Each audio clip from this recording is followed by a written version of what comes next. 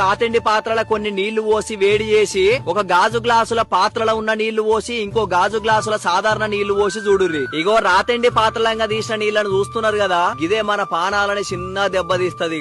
గప్పుడు బ్రిటిష్ వాళ్ళు పరిచయం చేసిన గీ రాతిండి పాత్రలు ఇప్పటికీ ప్రతి ఒక్కరింట దర్శనమిచ్చి మన దేశం మీద బ్రిటిష్ వాళ్ళ చివరాయుధం లెక్క ఇప్పటికీ దండయాత్ర చేస్తూనే ఉన్నాయి. అయితే గీ రాతిండి పాత్రలల్లా ఎసిడిక్ యాసిడ్ పదార్థాలు, చింతపండు, నిమ్మకాయ, మామిడికాయ, చక్కెర ఇలాంటి చాలా పదార్థాలు వంట వండినప్పుడు పాత్రలను కొంచెం కొంచెం కరిగించి మన వంటలల్లో కలిసేటట్టు చేస్తాయి.